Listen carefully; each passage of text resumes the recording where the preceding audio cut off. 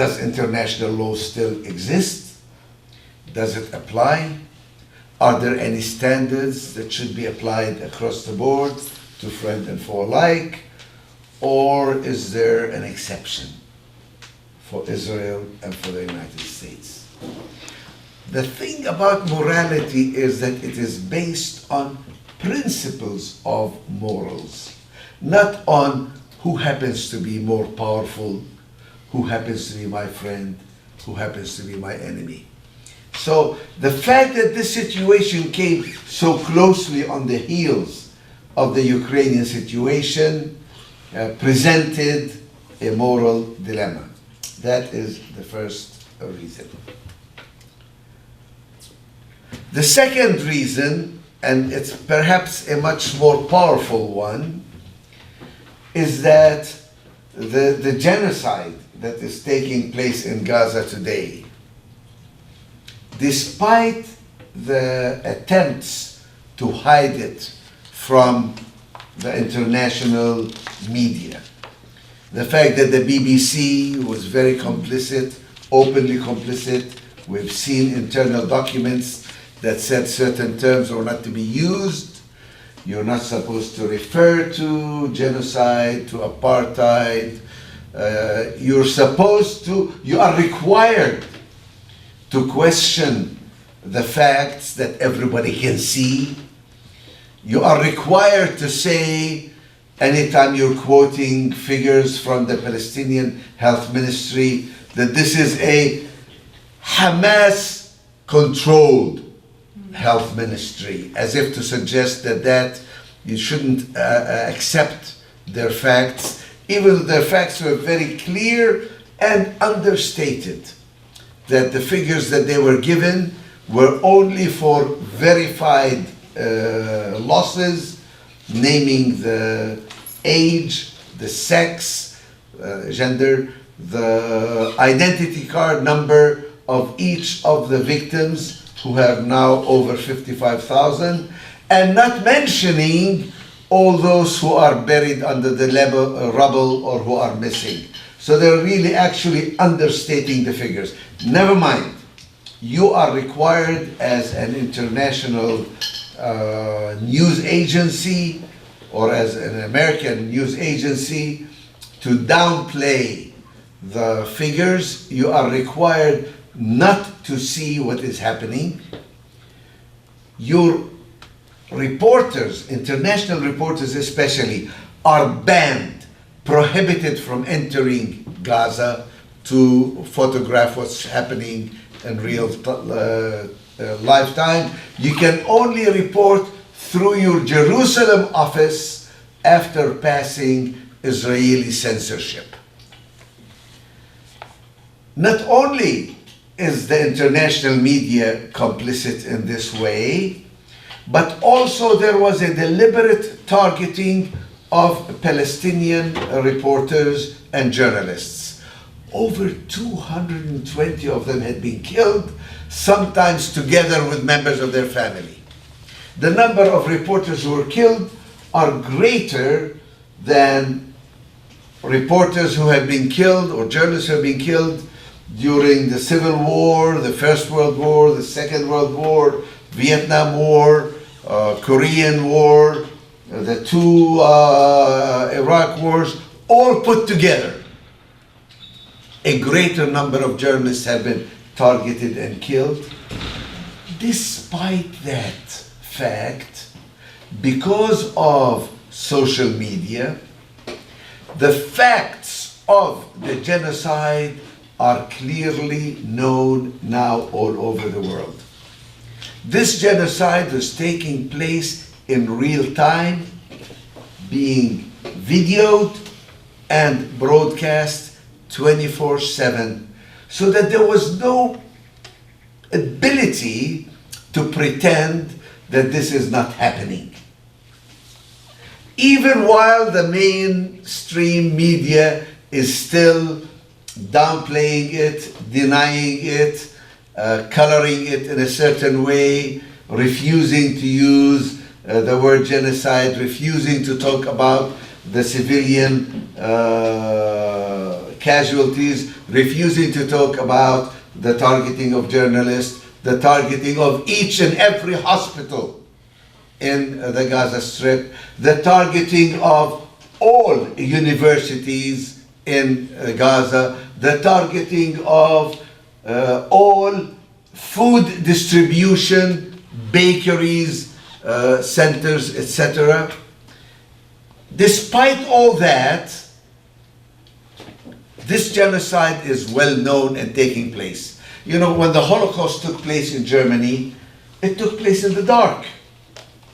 Many people, including Germans, claimed, perhaps rightly or wrongly, that they didn't know it was happening until after the war. In this case, there is no deniability, there is only denial. There is only a deliberate, ignorant refusal to accept the reality. The third element,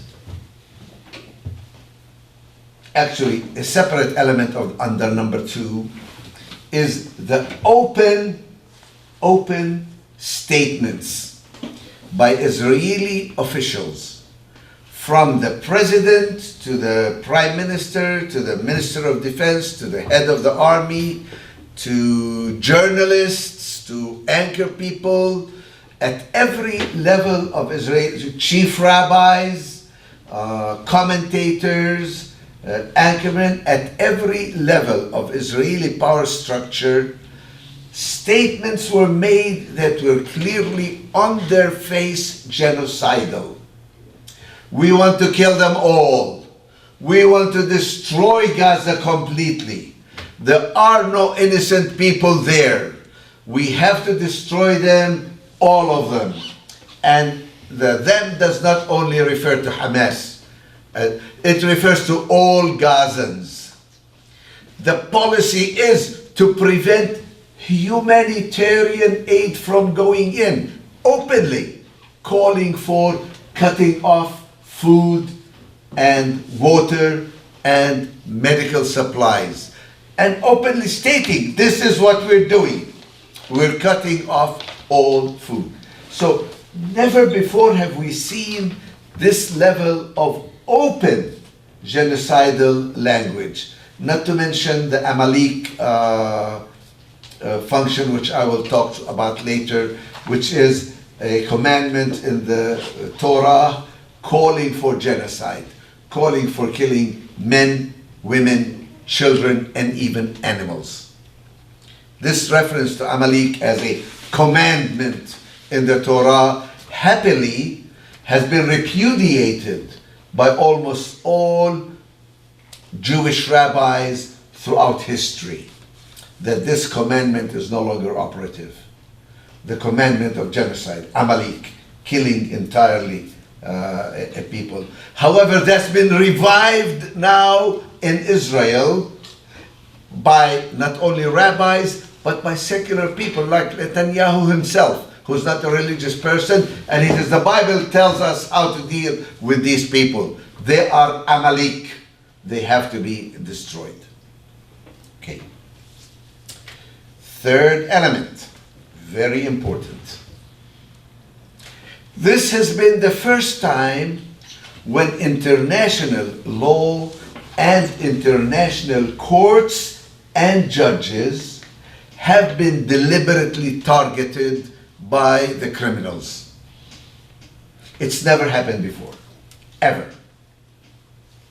It started with Netanyahu saying, if international law is against us, we will change international law. Followed by the statements and actions of the United States, targeting the prosecutors and the judges of the International Criminal Court. Not only with threats against them, which the Israeli Mossad has been making those threats, but also passing legislation to freeze their assets, prevent them from coming into the United States, and openly saying, we will prosecute the judges, the prosecutors, and all those who are collecting evidence, and bringing cases against Israel and the United States, but mostly it is Israel, and telling the International Criminal Court, as well as the International Court of Justice, that this is what we will do to you if you bring actions against the State of Israel and its people. So that the warrants that are issued by the International Criminal Court, after a long wait, after many threats, the previous prosecutor of the ICC, the International Criminal Court, was literally threatened with her life and with her family if she would bring action against Israel. Finally, she did bring action during the last few months before she left office. And the new prosecutor, when he started issuing these warrants, was told that you have to step aside. There are some questions about your sexual conduct, so that they would suspend all the ongoing investigations. And now the ICJ itself, I must explain to you, the International Criminal Court is one court where Israel thought these are the ones that are going to be coming after us. They didn't expect that the International Court of Justice, which is a different court that only deals in disputes between countries, they didn't realize that South Africa would bring a court action against them for the crime of genocide, which is the ongoing action that you may have heard about. But I want to step back a little and say this is the first time ever in the history of international law when the law itself and the courts themselves and the judges and the prosecutors themselves came under threats and came under attack when the State of Israel and its main supporter, the United States, would actually tell them, we will create sanctions and punishments against you for being judges and for going after Israel for the crimes of genocide and apartheid and other war crimes. Many people started saying, does international law mean anything anymore? Is this the end of international law? I've heard many people say, the Palestinian people will somehow survive, but will international law survive? Will international morality survive? Because international law actually is not lacking in enforcement mechanisms. People say, oh, international law doesn't have enforcement. It does have enforcement. But the enforcement requires states to act. States are required to take action to enforce the judgments of the international courts. States are required to act to ensure compliance with international law. And these states now are under a lot of attack. There is a small group of 9 states called the Hague Group that have gotten together to try and create some enforcement of international law. But by and large, the United States and most of the European countries have used their considerable weight to threaten and prevent countries from taking any action against those who violate international law. The recent war with Iran is a very important example, because in this case, Israel's attacks on Iran were truly unprovoked, were truly contrary to international law. Iran was not attacking or preparing to attack Israel.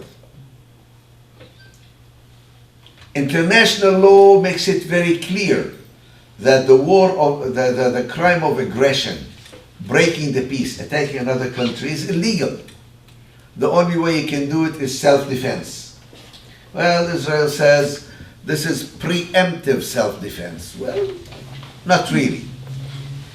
Because preemptive self-defense, even if we are going to accept it, requires that the state that is about to attack you, that there is an imminent danger of an attack by that state, which cannot be stopped by any other means. So when Israel attacked Iran, and later when the United States attacked Iran, it was a clear act of aggression that is not justified under international law. Or you say, but there's another justification. We're trying to prevent Iran from having a nuclear weapon. Well, that's what the nuclear non-proliferation treaty was created for, to prevent other countries from using nuclear energy for militarized purposes. Iran signed that treaty and accepted a most rigorous inspection regime, and was actually engaged in discussions to even have even more rigorous inspections, because Iran says we don't want a nuclear weapon. There is a fatwa saying that that's an awful thing not to be used. But Israel decided to attack them. They did not sign the non-proliferation treaty themselves. And the United States also attacked. So, the question that is before us now is a very serious one. Because you have to understand how international law operates and how it develops. There are certain principles in international law from time immemorial. For example, you're not supposed to attack civilians. You're not supposed to attack people who raise a white flag. You're not supposed to kill captives, even if they are soldiers. You're supposed to treat the wounded soldiers. At the end of World War II, people realized that the world has progressed so much and weaponry is so destructive these days that you need to have some rules. You need to have some treaties and conventions. You need to have some mechanism to prevent the worst abuses.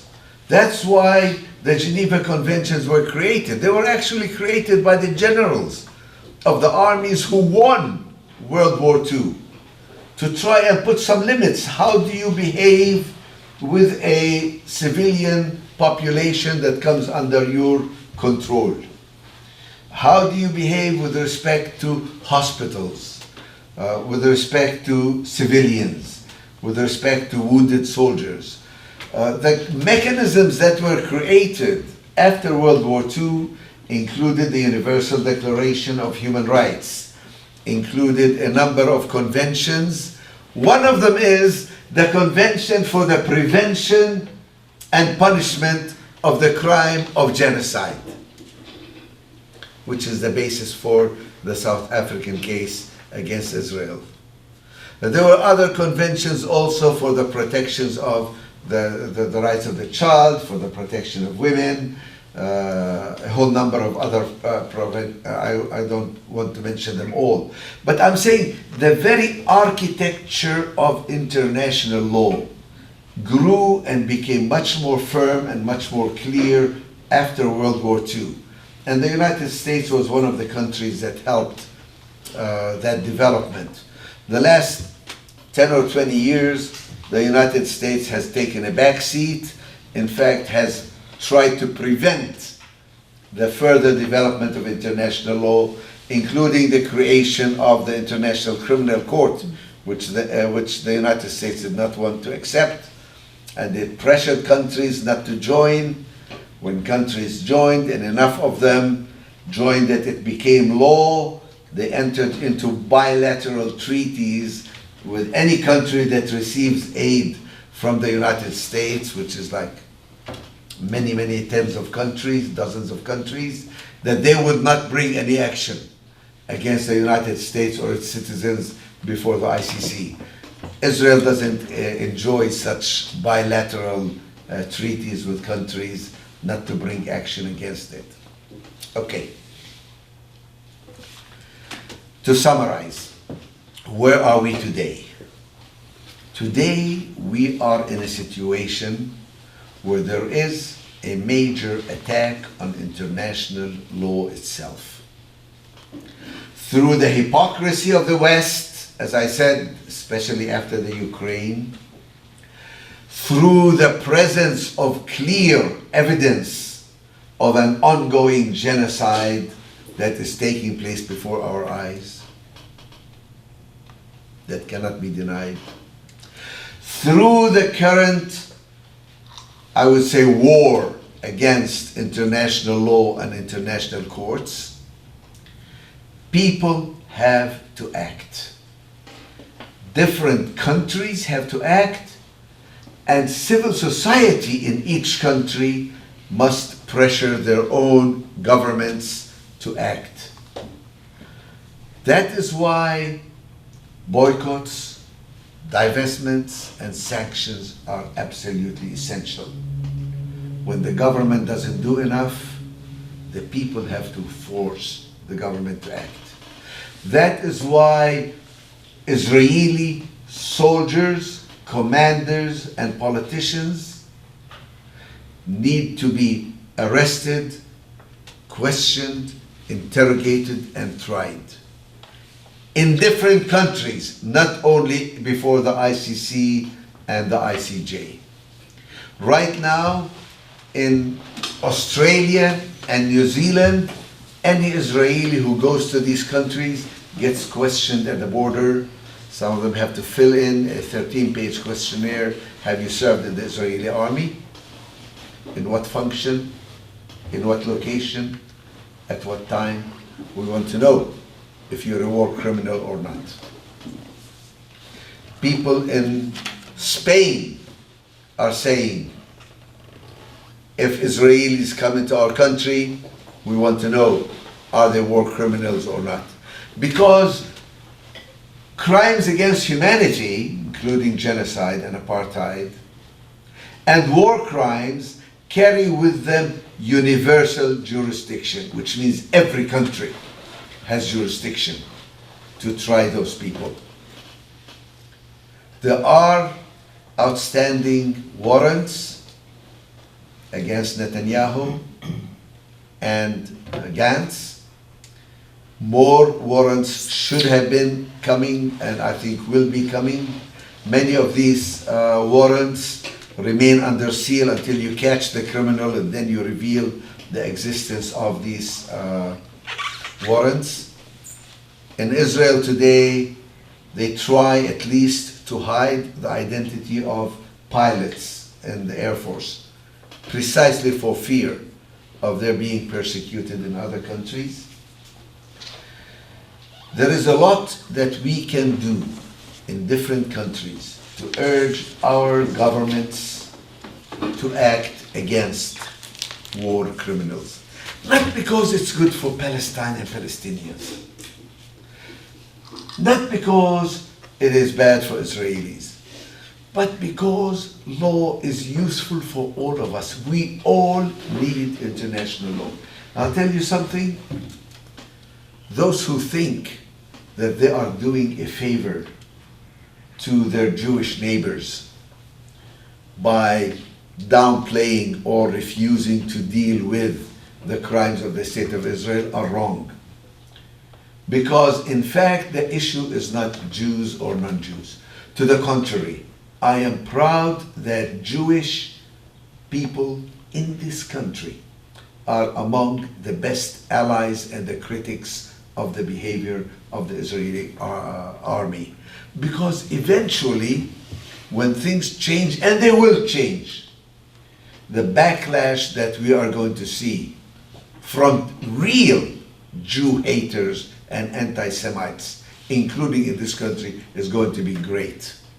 If you think that the Christian nationalists and the Proud Boys and the Trump supporters who are defending Israel today love Jews, you are mistaken. They will turn again and show great hatred, racism, and discrimination against Jewish people.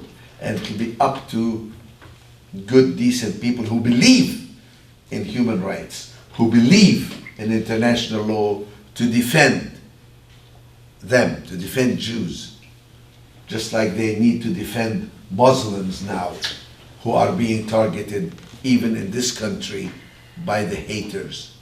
Because, you see, the beauty about law, the beauty about international law, the beauty about human rights is that it is based on universal principles that should apply across the board to everybody. International law is international law whether we like it or not, whether it favors our people or whether it doesn't. You know, we are not like Natan Sharansky. You know Natan Sharansky used to be one of my heroes. When he was fighting for the right of Jews to leave the Soviet Union on the basis of Article 14 of the Universal Declaration. That article gives the right of every person to leave any country, including his own, and to return to it. I used to think this guy is wonderful. He is great. He is a fighter. When he was finally released from the Soviet Union, he was told to go in a straight line across the bridge or whatever to West Germany. And instead he went in a zigzag fashion. I said, that's the kind of fighting spirit I love. He went to Israel. I wanted to meet him because I wanted to see, will he fight for the right of Palestinians to return to Palestine? Not interested. Turns out he's a Zionist, a right-wing fascist. He does not believe in Palestinian rights. Human rights for him was a tool to be prostituted in serving his cause, not to be applied to other people. That's not international law, that's not human rights. As a human rights person, I can tell you, I believe human rights and human rights law applies to everybody. When we say you shouldn't target civilians, we don't only talk about Palestinians, we talk about Israelis, we talk about everybody. When we say you should protect journalists, you protect journalists including those that you don't like. When we say that hospitals should not be bombed, something that basic, we don't just mean Palestinian hospitals, we also mean Israeli hospitals. It is not a justification that there are some wounded Israeli soldiers in that hospital. Does not give me the right to bomb that hospital and everybody around it. When we say you should not target civilians, that also includes Israeli civilians and everybody else. When we say war crimes should not be carried out, we mean not only by Israel, but also by Arabs, and also by Iranians, and also by Americans, and also by Russians, by everybody. International law means nothing if we're not willing to apply it across the board. This is the moral challenge of our time. Do we want to? Do we believe in human rights and international law? Or do we give up and accept the law of the jungle? Whoever is powerful can do whatever they want and get away with it. Thank you.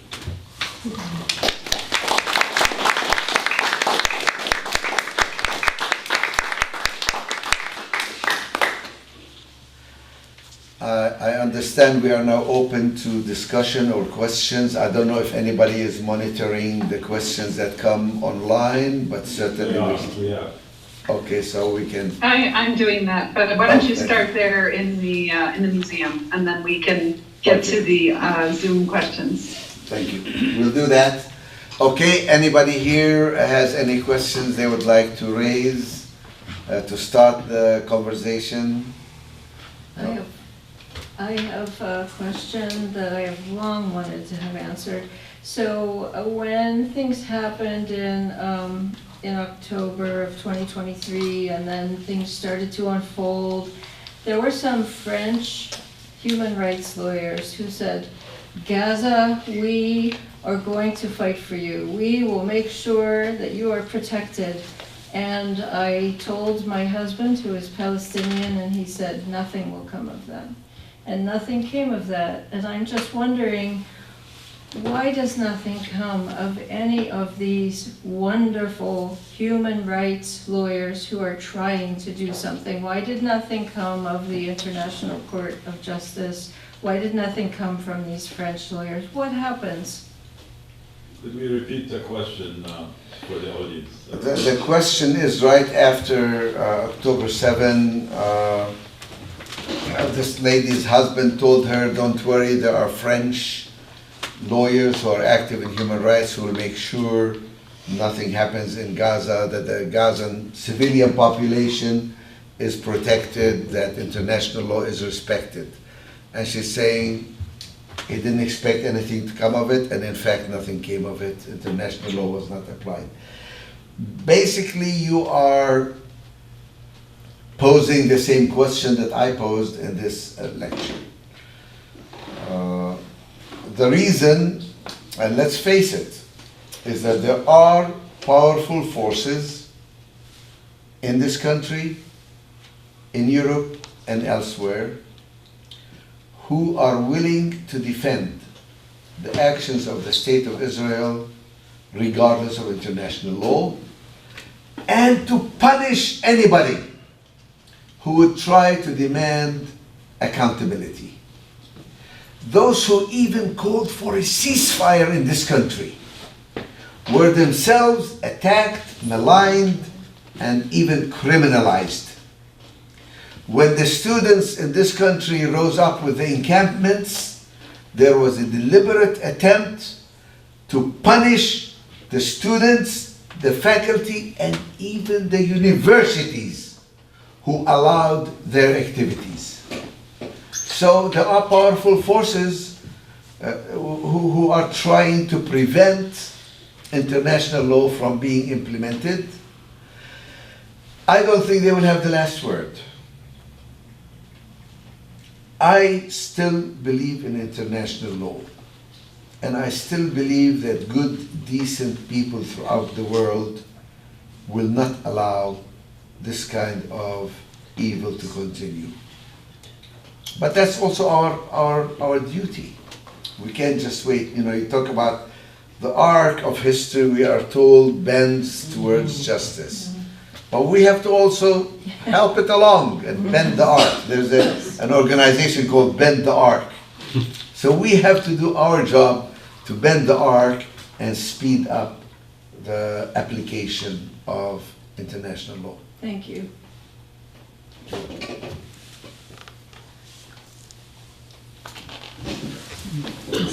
Hi. I'm sorry. No, this gentleman should go, because I haven't thought my question out fully. Talking about Iran, are there special laws against international laws against attacking nuclear areas, like a nuclear power plant? Yes. Or a nuclear facility that's enriching uranium? Yes. Is there special laws about The that? question is, are there any rules in international law against attacking nuclear facilities, presumably that are doing civilian nuclear work? And the answer is yes. Or even if they're enriching uranium for who knows what purpose? No. The question refers to the Non-Proliferation Treaty. You see, Non-Proliferation Treaty was based on the premise that nuclear power and energy is important. Countries need to develop it for medical reasons, for energy reasons, and for scientific reasons. That you can't just have a few powers that control nuclear technology. So the Non-Proliferation Treaty says, okay, we will allow you to have this technology under strict conditions. Part of that, the facilities that we inspect, where we know what's happening, where we know what's going on, will themselves be protected. They cannot be attacked. They will be treated as civilian institutions and installments, and not be targeted. They should be protected.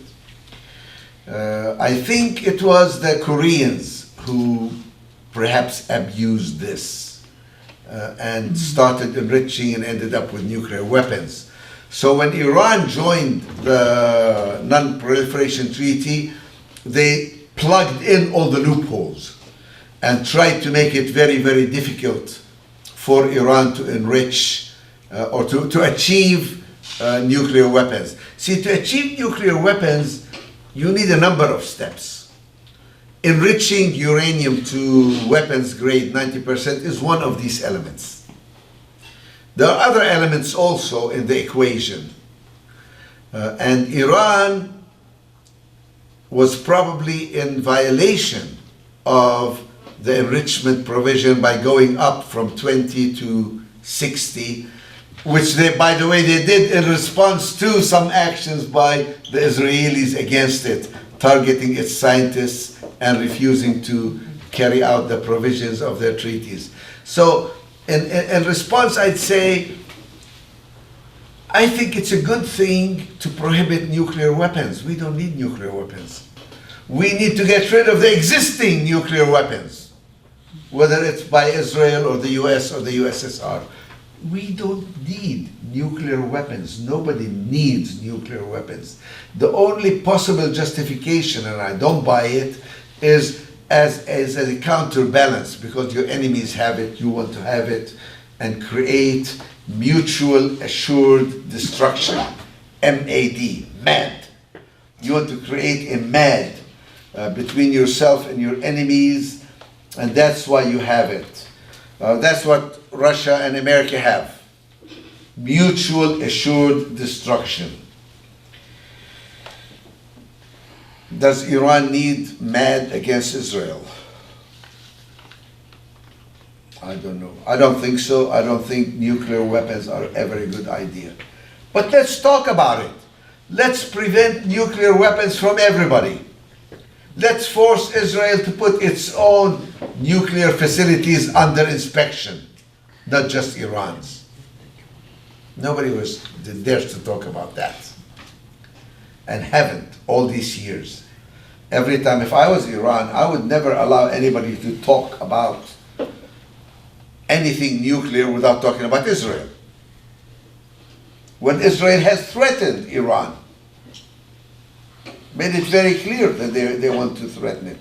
And it's funny, because Israeli journalists and commentators are very clear. They don't want to stop Iran from being nuclear because they're afraid that they will use it against them. No, they want to preserve their monopoly. They want Iran to be too weak to prevent them from controlling the area. The goal is not to preserve Israeli existence, but to preserve Israeli monopoly and hegemony and superiority over the area. Why haven't the international organizations challenged that, the IAEA, and why have no countries challenged Israel on that score as far as their own hypocritical use of and proliferation of Because there are, nuclear weapons? the question is, why haven't these countries acted in accordance with international law? The only answer I can give is that there are powerful forces in each of these countries that make it very difficult to act against Israel. I can tell you in this country why. In this country there seems to be an unspoken exception for Israel. In this country it's because money plays a role in politics which it shouldn't. In this country it is very clear that the majority of the people in this country don't want a war with Iran, even among Republicans, even among the Jewish people in this country. There is no support for the kind of policies that Israel carries out. But there are powerful forces with lots of money and lots of influence that will not allow that to become the policy of the government of the United States. That may change someday. And when it does, Israel will be left exposed to deal with international law. Right now, the US is giving a diplomatic umbrella to Israel to do whatever it wants despite international law. If that umbrella gets removed, Israel will have to face the music. And the music includes international law, international public opinion, the Arab world, the Muslim world, the decent people throughout the world who really don't want its policies to carry out. Remember, the last month of Barack Obama, there was a resolution that was brought before the Security Council condemning settlements. It was a very mild resolution. And the United States, instead of vetoing it like they always do, the United States abstained. And that resolution was passed 14-0 to 1 abstention. There was no veto. In Israel, they went berserk. They went crazy.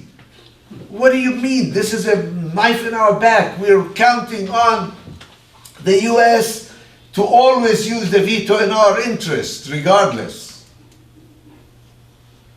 Because they need that protection against international law, at least in the Security Council. And that one time they didn't get it. Will that happen again? Will the US again refrain from using its veto? Maybe. I think it will. And when that happens, I think Israel will have to face the music. They said that if Netanyahu sets foot in New York City, he will be arrested. Correct. Does the international law, does a framework have any way of dealing with conflict within the country that might arrest him, given that would, given what would happen in the United States if he got arrested? No, international law usually deals with states, not with individuals. Whether a particular state follows or doesn't follow international law, there's an obligation under international law to follow it, but it's up to the citizens of that country to make sure that their country follows through with their obligations under international law. So thank you for your attention to international law and sharing everything. As you say, we are responsible for bending the arc. And I feel that, but how can we when, as you know, the U.S. umbrella, there's no red line for Israel, they can do anything and we will stand by them. So how do we, if you don't have power and if I'm not an international lawyer, how do I bend the arc? Again, the answer is... Jonathan, be sure to just repeat the question because it's hard for us to hear. You're right. Thank you. The question is, if a certain country doesn't follow international law, like in the United States, there are all these red lines and there's this unspoken exception for Israel, what can we do? And my answer is the same which I started with, the BDS, boycotts, divestments, and sanctions. We must make life miserable for Israelis as well as for our own politicians who fail to apply international law. Acting non-violently, of course, maybe even acting with civil disobedience, breaking the law if we have to ensure compliance.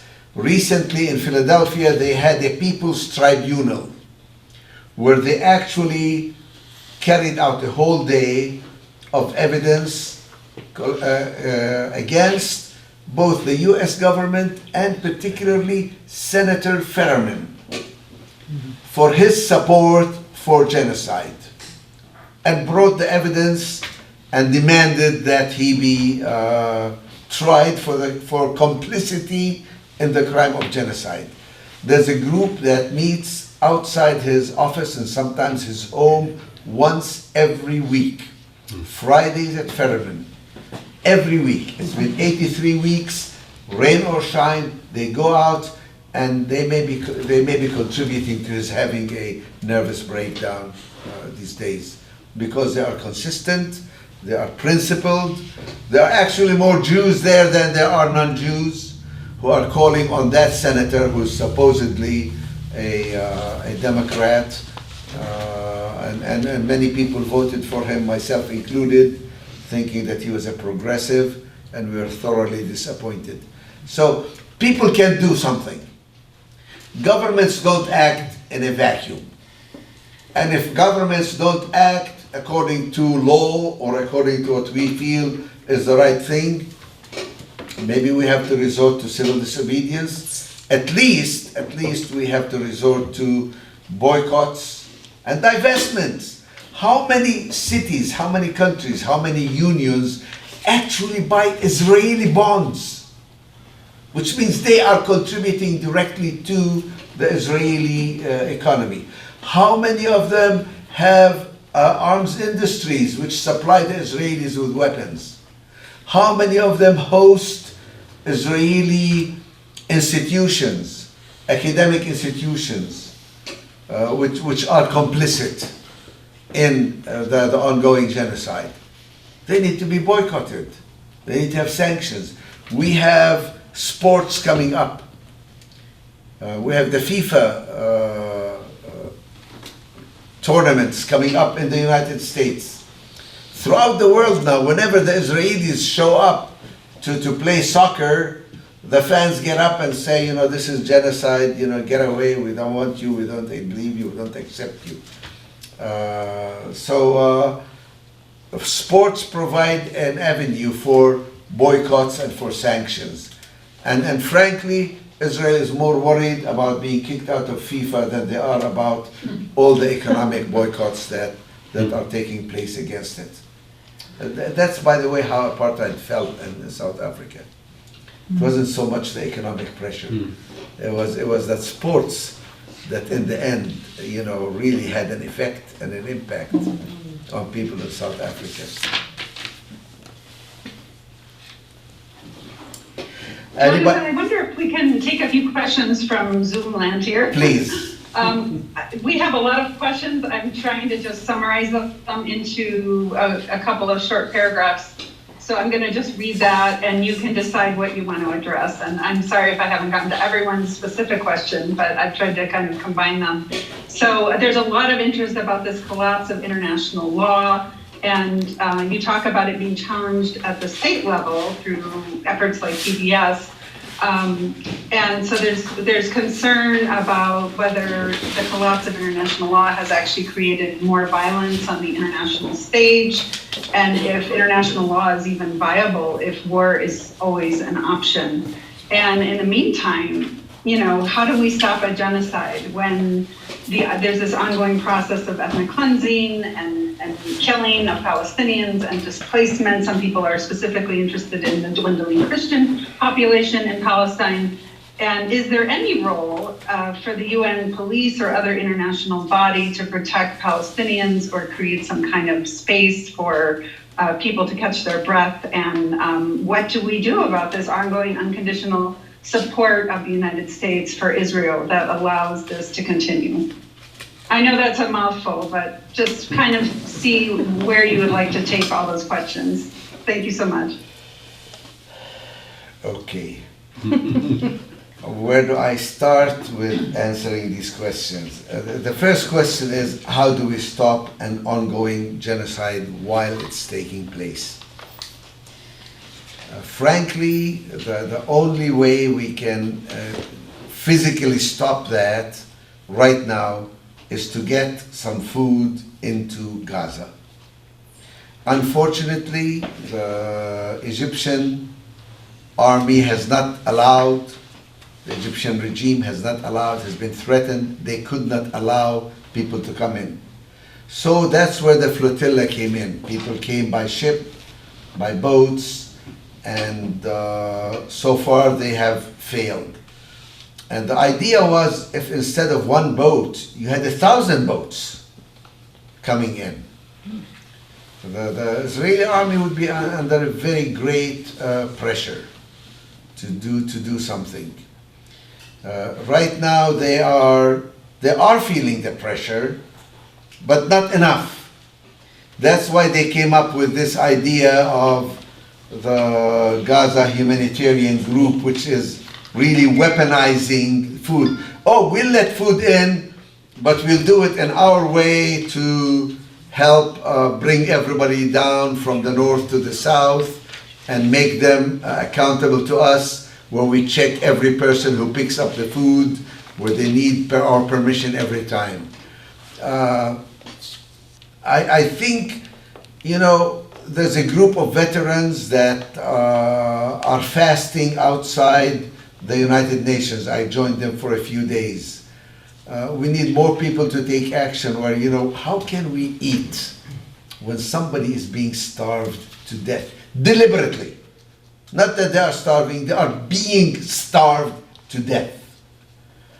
I think if enough people say this is unacceptable, we will do something about it.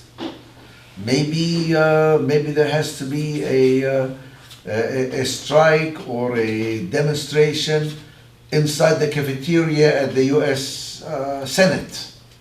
How can you eat when you're not allowing food to go in to other people? Yeah, you may be arrested, but how many people can they arrest? We need to talk about the press, which are complicit, about the television, which is complicit.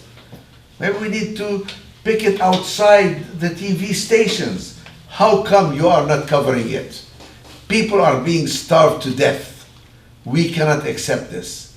I understand there was some action here about trying to do a flotilla. It's going to be on July 12th in you all know New where Haven. it is?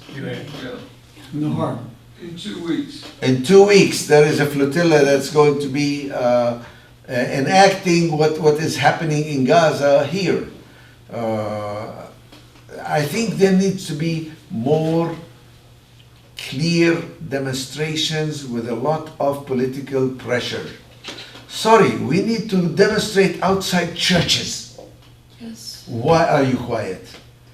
Dare I say outside synagogues? Why are you quiet?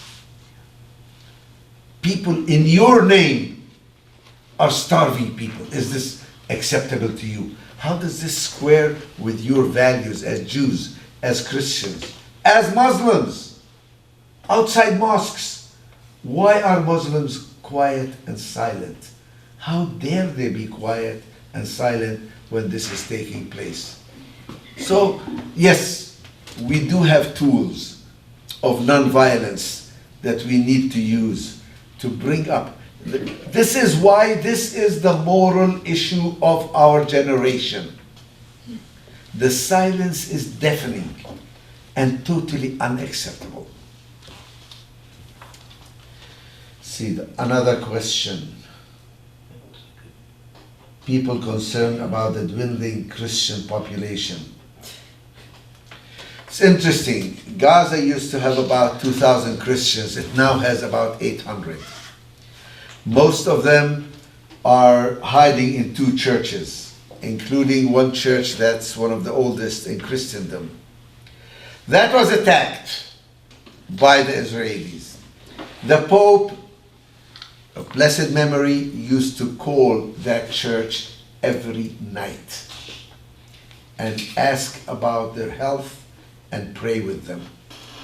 Many people in Gaza think that's the only reason that Christians have survived in Gaza to this day. The Pope himself, unlike the Catholic bishops in this country, the Pope himself took an interest in their plight. Because the Zionist movement, don't let them fool you. They don't care for Christians more than they do for Muslims. They like to present the fight as if it's Judeo-Christian versus Muslim. But they don't care for Palestinian Christians, for their property, for their institutions, for their presence in the land any more than they do for the Muslim presence in these areas. This is not a religious war. And we should not allow them to make this Jews versus others. I thank God every day for principled Jewish people. I call them the righteous Jews, who are standing up against this genocide. Sometimes at great risk to themselves, sometimes being ostracized by their families, by their friends. They are really paying a price. But they are standing for it because they are Jews, because of their Jewish values. They say this is against Judaism, this is against our interests as Jews. We will not allow Zionism and the State of Israel and the right-wing Netanyahu government speak for us and in our name. Another question is UN police. There is a mechanism for UN police to act against a rogue regime that clearly violates international law. Unfortunately, the actions by the United Nations usually fall under the authority of the Security Council under Chapter 7 of the Charter. Chapter 7 of the Charter has a veto power to all the 5 permanent members. As I mentioned before, so far, the United States has been using that veto power to support Israel. I don't think they will always do it. A time will come with a crazy president like we have now, when he chooses for God knows whatever reason not to use the veto, when he gets upset enough with Netanyahu and say enough is enough. Who knows? Maybe for all the wrong reasons, maybe to help the Gulf people and pass something that they want. I mean, Trump has no problem taking somebody like a Shara, who was on the CIA's most wanted list with $10 million on his head, and who was an al-Qaeda person, and not only accept him and legitimize him, but also lift all the sanctions against Syria in order to please Prince Salman. He says, see Prince, what I do for you. He's willing to do it when his own interest requires it. He's willing to go against US interests and to, I think he would also be willing to throw Israel under the bus if he needs to, when his own interests call for it. I know that's not very encouraging. We like him to do it for a good reason, for a just reason, because international law requires it and decency and common sense requires it. But sometimes people do good things for the wrong reasons. The Palestine exception. Sorry. And Jonathan, you've been so outspoken about the one-state solution, as outlined in your book, Beyond the Two-State Solution. I wonder if you could just talk about how we continue to push for that in the midst of a genocide. Okay. My book, the Beyond the Two-State Solution, basically arose out of the political deadlock, even before October 7, between the Zionist movement that wanted to create a state as Jewish as France is French, and the Palestinian nationalist movement which says Palestine Arabiya, who are all these foreigners coming to take over my land. And these two movements are mutually exclusive. Let's be clear about that. The possibility of a geographic compromise along the 67 lines, which is the two-state solution, which is something I worked very hard to see implemented, unfortunately could not work. Precisely because Israel undermined it at every level by building Jewish settlements all over the West Bank and making that position no longer workable. So I said, is there another solution? And the other solution is what we have today. there actually is only one state today between the river and the sea. And that state is Israel. Whether they formally annex or don't formally annex areas of the West Bank is irrelevant. In that state, there are about 7 million Jews and about 7 million non-Jews, Arabs. Can they live together? Is it possible for them to live together? Can they coexist? And my answer is absolutely yes. But they can only exist if they are willing to give up their exclusivity. Their claim that this is only ours and the others don't exist. They are illegitimate, they should have no vote, they should have no rights, they should have no existence.